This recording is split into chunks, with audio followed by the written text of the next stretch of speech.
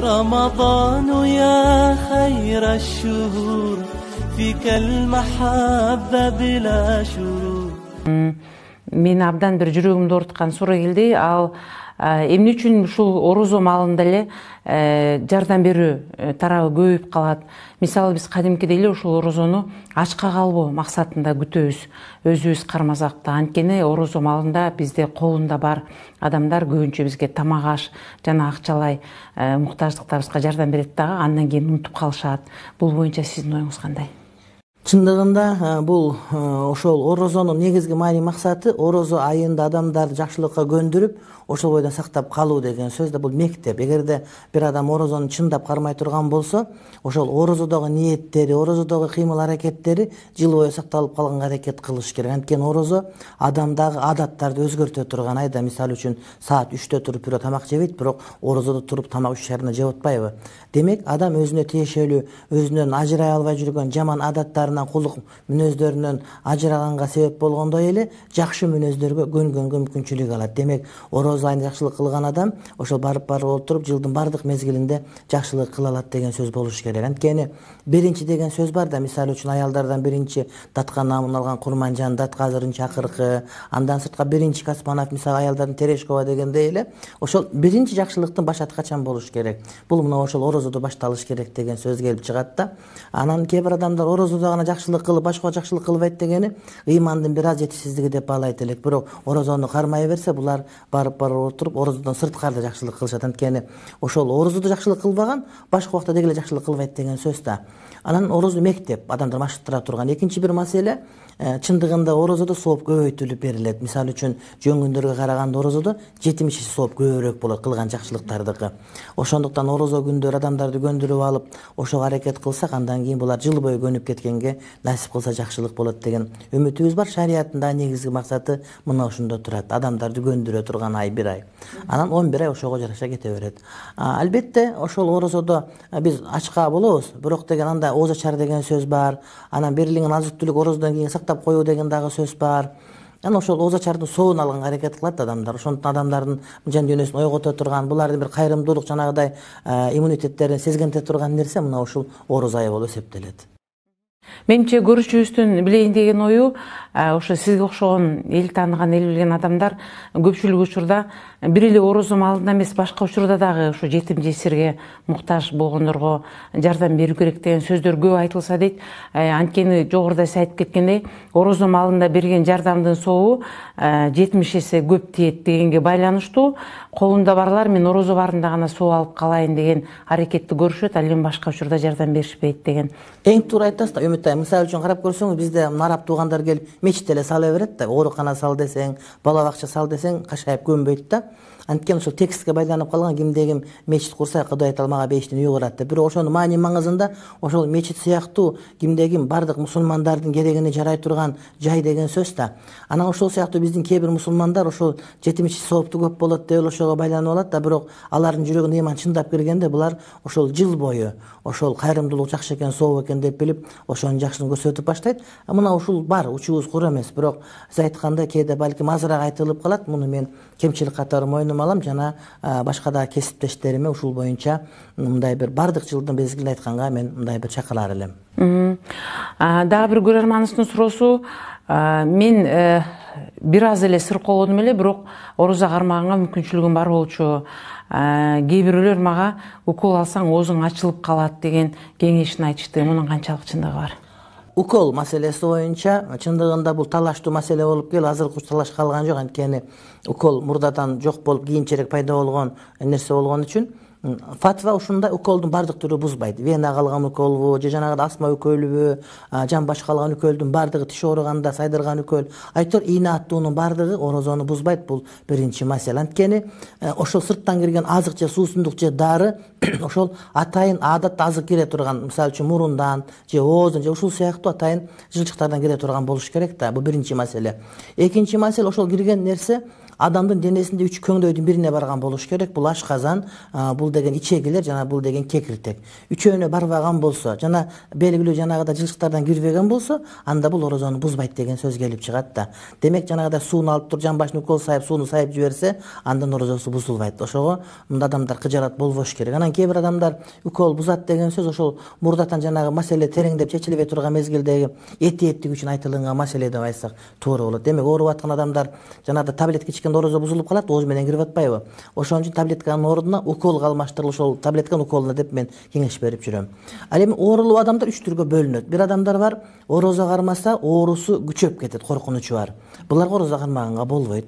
Ошондой эле кээ бир адамдар бар, орозо кармаса оорусу күчөп кетпейт, бирок оорунун сакаюусу кечиңдеп калат. Булар да орозо кармаганга болот. Ошондой эле кээ бир адамдар бар, орозо кармаса ооруп калуу коркунучу толук түрдө анык болуп кала турган. Мисалы үчүн өтө оор жумуш иштеп атканда орозо кармаса ооруп кала турган болсо, анда бул адамдарга орозо кармоодон бошотулат дагы. Андан сырткары булар кийинчерээк качан мүмкүнчүлүгү болгондо күнүнө күн орозо кармап берүүгө туура келет. Мисалы үчүн кайсыл кесип, мисалы үчүн бул жанагыдай курулушта иштеп аткандар, ошол айда иштеп алып калбаса, анда бала чакасы ачка калып калыш ыктымалы бар болуп, жападан жалгыз ырыскынын булаа катары болгон жумуш орундары бар. Же талаада чөп оргондор мисалы үчүн ушундай кыйын кезеңде, же жанагыдай койду ысыкта койду кыркым кылып аткандар, өтө оор жумуштагылар. Эми кабинетте отургандар, кондиционери барларга булар киришпейт булар деген сөз. Өтө оор жумуштагыларга ошол убакта калтырган уруксат берилет. Уруксат берилет.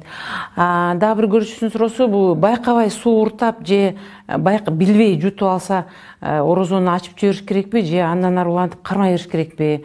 Бул жерде суу уртуп алгандан кийин мен өзүмдү аябай күнөөлүү деп сезгендей болуп жатам дейт. Негизи мында адашып ичип алуусу мүмкүн, катачылык менен жана билбей. Эгерде билбей кылса, мунун күнөөсү жок, бул орозо бузулбайт. Мисалы үчүн билбей тамак жеп алса, билбей суусундук ичип алса же билбей бир жакындык мамиледе боло турган унутуп калса орозо экенин, анда бул адамдарга кечиримди улантып кете берет. Ал эми билип турат, бирок адашып, катачылык кетирип, мисалы үчүн орозо суу ичитип алса, орозо бузуларын билет, даарат алып аткан этиясынан оозуна суу кирип кетти бир култу мисалы үчүн. Булар орозосу бузулат. Бузулат, бирок ошол орозону бузулбагандай тарез улап кете берет дагы, кийинчерээк күнүнө күн кармап берүүгө милдеттүү болот. Анан ошол эле учурда жанагы орозодо жанагыдай бир кулактан суу кирип кетпеш керек деген сөздү карманышат да. Деги эле кулактан кирген сууга орозо таптакыр бузулбайт. Кулактан кирген, ошон үчүн душка түшкөнгө, көлгө түшкөнгө болот. Көлгө түшкөндө оозу менен мурдуна суу киргизбегенге аракет кылса, кадимкидей эле көлдө салып же душка түшүп ысыганда же чайынып алса, ага шариятыбыз толук түрдө уруксат берет. Андан сырткары ошого аралашкан маселелердин бири жанагы тамактын оозун, тамактын даамын татып көргөндө, мисалы үчүн чоң ашканада иштеген поварларыбыз, дашбозчуларыбыз же жанагыда күйөөлөрүнүн характери иттин кыялындай болгон характери бар. Ачуу калса эле тузумдай бир табакты көңтөрө тебе тургандар болуп калса, мына ошондой күйөөлөрдүн жанагы аялдары дагы тамак бышырганда даамын татып көрсө уруксат берилет. Анан күйөөлөрү жакшы адамдар болсо, анда тамак даамын татпай эле болжолдуп салып бышырса жакшыраак болот деген сөз айтат. Андан сырткары жанагыдай балдарга тамак чайнап бере турган энелер, мисалы үчүн чайнап берсе андан орозосу бузулбайт. Өздөрү жеп жутпаш керек, бирок чайнап жутпаш керек. Чайнап берсе болот. Анан жанагы бала эмизген эже карындаштар дагы көп учурда ошол мен эмизип атам, бирок кармай берем деп олтурат дагы, өздөрү билбей сүт азайып балдар тойбой калышы мүмкүн, эненин ден соолугуна мында зыян келип калышы мүмкүн. Ошондой эле боюнда бар айрыкча акыркы, мисалы үчүн 4-5 айлык мезгилдеги боюнда бар келиндер дагы булар кармоодон бошотулуш керек. Анткени бала толук түрдө өзүнүн азыгын алып туруш керек. Баланын ден соолугу дагы өтө мааниге ээ. Ушул сөзүңүзгө бир аралжы дагы бир көрүүчүсүнүн суроосу, бул айтат, менин боюмда бар 4 айлык, бирок мен деген жылда кармап көнүп калган үчүн орозо мен үчүн абдан бир ыйык нерсе сезилет. Менин бир тууган эжем 4 баласын тең боюнда барында орозо кармап эле төрөгөн. Анын балдары абдан ден соолугу чың, жакшы эле. Бала эненин организминен алат азыкты. Эмне үчүн боюнда бар аялдар кармаганга болбойт дейт. Анткени боюнда бар бала да азык алат сөзсүз түрдө. Ошол баланын өсүүсү жетиштүү болот. Энесинин жанагы бир тууган эжесинин балдары ден соолугу чың болгону балким ошондо орозо кармабай тутса, балким мындан дагы ден соолугу чың болуп, бою мындан дагы узунураак, мындан дагы көркөмүрөөк болмок да. Адамдар күзгө каранганда бардыгы эле бир ыраазы болгон азыраак кездешет эмеспи? Ошол сыяктуу эле ал ден соолугу жакшы деген мындан жакшы болмок. Экинчиден, башка бир шарият балким баланын ден соолугу жакшы, эненин ден соолугу ошондо начарлап кеткен. Анткени ошол эненин кан аркылуу азык алат түйүлдүктө. Ошон үчүн дарыгерлер менен кеңеш, эгер дарыгерлер бала мындай бир олуттуу түрдө азык алып баштады, ошого эне деген мындай бир орозо кармабаш керек, дайыма тамак жеп туруш керек, витамин жеп туруш керек деп айта турган болсо, анда аны уга биз милдеттүү болобуз. Анан кээде биз мисалы үчүн 1-2 мисал менен эле ошол биздин шарият өкүмдөрүн жокко чыгара албайбыз. Анткени башка бир аялдардын кан аз аялдарыбыз бар, мисалы үчүн аларга сөзсүз түрдө ошол орозону токтотууга туура келет. Бул шариаттын өкүмү. Пайгамбарыбыздын осуяты бар да, күчтүү мусулман алсыз мусулманга караганда Кудайга жакыныраак деген. Ошондуктан жанагыдай күчтүү ден соолуктагы балдар тарбиялоо, өстүрүү мамлекеттин дагы милдети, үй бүлөнүн дагы милдети, ата эненин милдети. Шарият мына ошону камсыз кылганга дайым аракет кылат. Дагы бир суроо көрүүчүлөрүбүздөн, орозом убагында нике кыйдырууга болобу? Анткени биздин шартыбыз ушундай болуп жатат дейт. Биз үйлөнүшүбүз керек. Орозом алдында нике кыйдырып, ошол нике суузун уртап, нике шартын өткөрө бергенге болобу деп бериптир. Нике кыюуга шарият уруксат берет орозо учурунда, болгону үйлөнүүгө уруксат берилет. Болгону ошол нике суусу деген сөз жок негизи шариятыбызда. Ал ошол салт болуп калган туз коюп, ысырык коюп, чай коюп, суу койгон жөн эле бир шарт, жанагы шарт деле эмес, жанагыдай эми жана Куран окулат, дуа окулат дагы сууга дем түшүп калса, ошол дем салынган сууну ичсек деген ырым гана болуп калган. Ошондуктан суу уртаганга болбойт, туз жалаганга болбойт, бирок кадимгидей никени кыя берсе, шарият ага уруксат берет. Анан бирок аалымдарыбыз айтат, эми ушунча сабыр кылса, ошо орозодон кийин үйлөнсө, бул жакшыраак. Анткени орозо үчүн жаңы үйлөнгөндөр мындай орозону бузуп алып коркунучу болуп калабы, бирин бири жакшы көрүп сүйүп отуруп, ошого этиетирээк бул орозо дуа кылып, 70 жылдык 80 жылдык өмүр бар, ошол өмүрдө бактылуу жашайлы, Кудай Таалам бизге жакшы перзенттерди берсин деп орозо дуа кылып, орозодон кийин үйлөнсө, анда бул дагы жакшыраак болот. Бирок өлүп баратам десе, анда орозо үйлөнсө деле макул дейт. Андан кийинки сурообуз, биринчи сурообуз ошо аялдардын ай сайын келчү айызы убагында кармоого болбойт деп сиз берүүңүздө айттыңыз эле. Ошол убакыт кармабай турган убакыт карыз болуп эсептелеби же эсептелбейби? Анткени бул деген жаратылыштын нерсеси, бул өзү Кудайдан келген нерсе. Биз ошол убакта кармабай калып жатабыз, бул карыз болуп эсептелеби дейт. Ошондой эле ооруп калган учурда же болбосо бир сапарда жүргөн учурда кармалбай калган күндөр дагы карыз болуп эсептелеби дейт. Аялдардын айлык адаты келген учурда орозо кармаган арам болуп эсептелет. Кээ бир адамдар мен кармай берем, мага боло берет, орозонун урматына палан түкүн деген сөздөрү суу кечпейт. Эгерде кимдир бирөө ошол саат эртемен 10-до айыз этек көрүп баштаса, демек ошол күнгө орозосу жок болду деген сөз болот. Бирок мен ошол айыз көрүп атат экен, орозо кармабайм деп эле көчөдө эле маймаңдап басып жеп жүргөн туура эмес. Балким көздөн далдоо жеген жакшыраак, адамдар урматтап алардын сезимдерине тийишпеш үчүн. Ошондуктан ушундай маселе. Анан бул карыз. Анткени бир айда, бир жылда бир жолу болот дагы, бул ашып 7-8 күндүк болот да, кармап кой оңой болот. Бирок айыз келген учурдагы намаздар бул карыз болбойт. Анткени бул бир жыл сайын намаз болгондуктан, бул деген аялдарга оорчулук келип калган себептен Кудай Таалам бошоткон дагы, бирок орозо оорчулугу жок. Бул бир жылда бир эле жолу келет орозо бир айда, демек буну кармаш керек дейт да. Ошондуктан бул карыз болуп эсептелет. Карыз болуп кармап бериш керек күнүнө күн. Канча күн этек киргиз, ушунча күндү кармап берүү аялдардын мойнундагы милдет болот. Анан мен жөн эле кармай берем деген өтпөйт. Анысы ал күнөөкөр болот. Анан ооруп калгандагы дал ушундай маселе. Эгерде кимдир бир ооруп калса же сапарга чыкканда орозону шарият уруксат берген үчүн кармай албай калса, анда булар күнүнө күн кармап берүүгө милдеттүү болот. Анткени адам өмүр бою сапарда жүрбөйт, өмүр бою оорубайт. Ошондой эле орозо дагы көп деле эмес. Ошондуктан буларга уруксат берилбейт. Булар карыз болот. Казасын кармап берүүгө милдеттүү болот. Андан кийинки сурообуз, биз кошунам экөөбүз балдардын айынан ызылдашып урушуп кеттик. Экөөбүз тең орозо элек. Анткени аралашпаганга болбой калды. Анын баласы менин баламды уруп салыптыр. Эне катары мен аны менен урушуп кеттим. Ушу негизи эле орозо маалда уруш, жаңжал жана ушак айтуу боюнча сиздин пикириңиз кандай? Пайгамбарыбыз алейхиссалам айтат, эгерде силерге кимдир бирөө катуу айтса, мен урушпагыла, мен орозомун деп айткыла дейт да. Демек сиздин милдетиңиз ошол урушуп кетсе, катуу айтса, мен орозомун деп, ага да орозон бар экенин эскертип, орозо дегенде тамак ичкенден эле тыйылып калбастан, балким ошол жаман сөз сүйлөгөндөн, урушкандан, жаман пикирленгенден тыйылуу. Анткени бул тилдин орозосу жаман сөз сүйлөгөндөрдөн тосулуу болсо, жүрөктүн орозосу жаман пикирлерден тосулуу.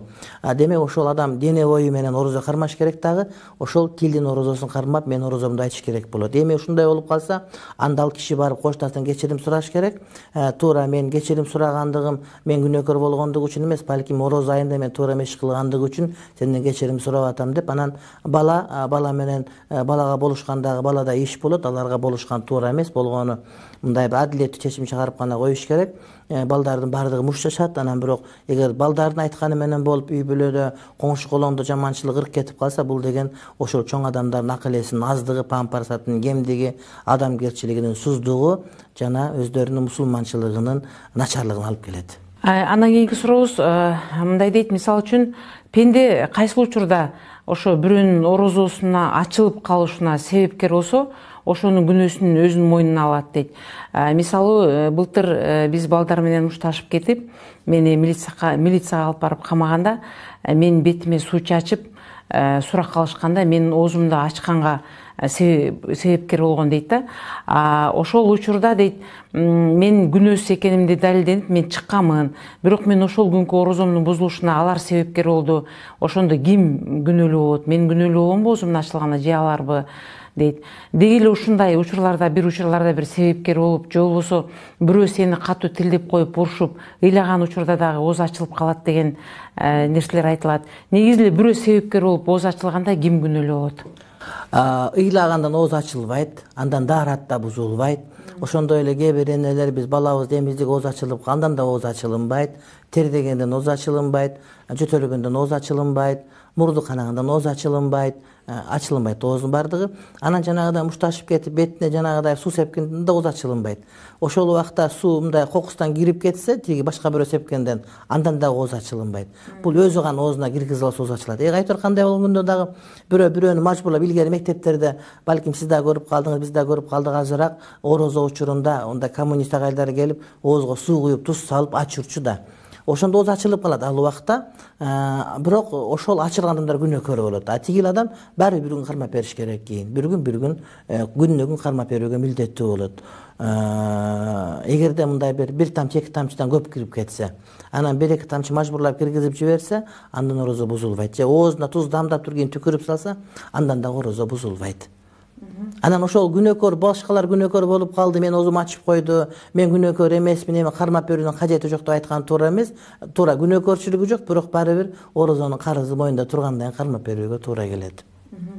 Бүгүнкү күндө чоңдор дейт, байлар ифтар өткөрүшүп, элдерди орозо кармагандарды чакырып, соо алдык, мындан кийин биздин күнөөбүз жок, биздин буга чейин канчалык коррупцияга аралашсак деле биздин күнөөбүз жугулду деген нерселерди көпчүлүк учурда айтышат. Буга сиз кандай маани бересиз? Эми бул жанагы ууру тойгончу же өлгөнчө карганат деген сөздүн бир түрү да. Андан күнөөсү кечирилбейт. Эгерде уурдап алган акчасы арам болсо, ага кайра соо эмес күнөөкөр болуп, ошол касиеттүү орозону кармап аткан адамдардын орозосун булгап кое турган болот. Анткени орозо учурунда дуа кабыл боло турган убакыт, бирок дуанын кабыл болуусунун бир шарты жеген тамагы, кийген кийим адал болуш керек. Анан тигилер коррупция кылган, мародерлык кылган, тамак аштан ооз ачыра турган болсо, ал адамдардын тамагын булгап койгон болот. Ошондуктан жанагыдай мындай бир арам оокат менен жамбаккандардын берген ифтарлыгын жебегенге аракет кылыш керек. Анткени оокат аш арам болот. Сүткорлук менен, арак менен, ушуга окшогондор менен жамбаккандардан этият болуш керек. Адамдарды уруштуруп тыйын таба тургандардан, мисалы арам нерселерден тыйын таба тургандардан, таразадан алдагандардын үйлөрүнө тамак жегенге болбойт. Колдон келишинче аракет кылыш керек. Мына ошондо арам оокат жегендерге бойкот кылып катташпай койсок, ошолор адал жегенге мажбур болушат да. Мына ошондо анан мындай курсагын тойгузуп койгон менен туура. Эгерде бирөө адал тамагы менен, адал рызкысы менен башка бир адамдын оозун ачырса, ошол орозо кармаган адамдын сообундай соопко ээ болот, бирок ал орозосунан кутулбайт деген сөз. Орозосунан кутулбайт деген сөз. Андан кутулбайт. Сөзсүз түрдө кармап бериш керек. Бул Кудайдын буйруган парзы. Анан көп адамдар орозонун пайдасын билишпейт. Эгерде пайдасын билсе, анда жыл бою орозо кармаган жакшы көрө бермек да. Сахабалар ошол орозо кармап, орозодон кийин 6 ай бою дуа кылар экен. Кудай Таалам туткан орозобузду жана окуган намаздарыбызды кабыл кыла көр деп. Ал эми орозо бүткөндөн кийин, орозо 6 айдан кийин, орозонун астынан 6 айдан мурда ошол Кудай Таалам орозого жеткире көр жана ошол орозодогу ибадаттарга жеткире көр дейт экен. Анан эң эле кызыктуусу мына ушул мен мечиттерге кыдырганда, таравих намаздар окуп атканда баам салганы, биздин мынагу интеллигенттердин дагы орозону көбүрөөк кармап, таравих намазын көбүрөөк окуганын байкап калдык. Мурда караламан эл болсо, азыр галстук тагынгандар, туфли кийингендер, мындай бир интеллигент жүздөр, очки тагынгандар мечиттерди көп көрөм да. Демек ушулардын дагы жүрөгүнө жетип атыптыр. Демек биз өлбөйбүз, жок болбойбуз, кыргыз көчү улана берет деп мындай бир кадимкидей бир жүрөккө жылуулук келет. Мурда бүт эле карапайым адамдар айылыптыр, азыр шаардыктар өздөрү таравих намазды кошулуп окуп, анан сүйлөгөн сөздөрүн көрүп, таравих 20 рекет саат 11:30-12 чейин окулат да. Ошого толук катышып аткандарын көрүп, кадимкидей жүрөгүң жылыйт. Анан кийинки сурообуз, мен келинчегим менен жакшы эле үйлөнгөнмүн, бирок деген келинчегим дин маселесин жакшы түшүнбөйт экен. Сен менден да орозону жакшы көрдүң деген таризде жашабайм дегенге чейин барып жатат. Мен буга кандай түшүндүрсөм болот дейт. Бул ошон үчүн орозодо үйлөнбө деп айтабыз биз. Орозодо менин көңүл бөлбөйсүн, мени менен өбүшпөйсүн, да ушундай бир нерсе деп кине таккандар болот. Буларга түшүндүрүп айтыш керек, анан айтыш керек. Эгерде мен ошол сени жакшы көрүп, Кудайдан да көбүрөөк жакшы көрө турган болсом, орозодон көбүрөөк жакшы көрө турган болсом, анда менин сага болгон жакшы көрүм тез эле тарап кетип, өтө кызыл батоңот деп. Андан кийин сонун тарагандан кийин ажырашып кетип коркунучу бар. Эгерде мен Кудайды уга турган болсом, Кудайдын парыздарын, шариятын жакшы көрө турган болсом, анда Кудайдын шарияты сени жаман көрүп калган күндө дагы, көңүлүм калып калган күндө дагы ажырашкандан тыюу салат. Анткени шариятыбызда сүйүү болбосо да ырайым, мээрим деген болсун деген өкүмдүн аяты менен мен үй бүлөм бузулбайт. Бул сен үчүн жакшы деген туура түшүндүрүп айтыш керек.